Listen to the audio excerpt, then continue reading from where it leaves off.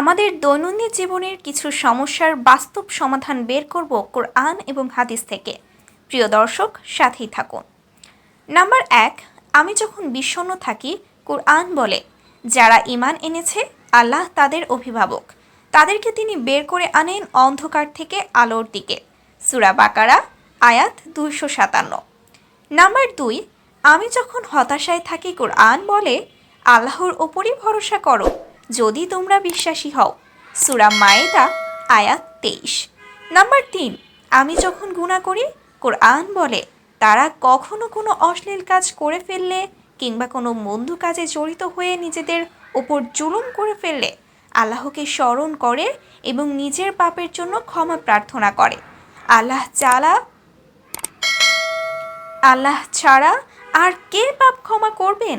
তারা নিজের কৃতকর্মের জন্য হঠকারিতা প্রদর্শন করে না এবং জেনে শুনে তাই করতে থাকে না। সূরা ইমরান আয়াত 135। নাম্বার 4, আমি যখন ক্ষমা চাই, কোরআন বলে তারা কি অবহিত নয় যে আল্লাহ তার বান্দাদের তওবা কবুল করেন, আর তিনিই সদকা গ্রহণ করেন এবং তিনিই তওবা কবুলকারী পরম দয়ালু। সূরা তাওবা আয়াত 104। নাম্বার 5, আমি যখন বিপদে পড়ি, কোরআন বলে অবশ্যই আমি তোমাদিগকে পরীক্ষা করব কিছুটা ভয়, ক্ষুধা, মাল এবং জানের ক্ষতি এবং ফল ফসল বিনষ্টের মাধ্যমে, তবে সুসংবাদ দাও সবরকারীদের। সূরা বাকারা আয়াত 155। নাম্বার 6, আমি যখন অস্থির থাকি, কোরআন বলে যে ব্যক্তি আল্লাহর ওপর ভরসা করে তার জন্যে আল্লাহই যথেষ্ট। সূরা তালাক আয়াত 3। নাম্বার 7, আমি যখন কষ্ট পাই, কোরআন বলে নিশ্চয়ই কষ্টের সাথে স্বস্তি রয়েছে।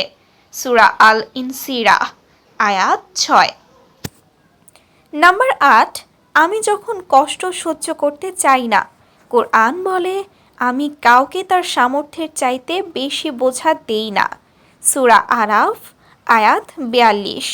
নাম্বার 9, আমি যখন ধৈর্য ধরি, কোরআন বলে যারা সবরকারী তারা পুরস্কার পায় অগণিত। সূরা জুমার আয়াত 10।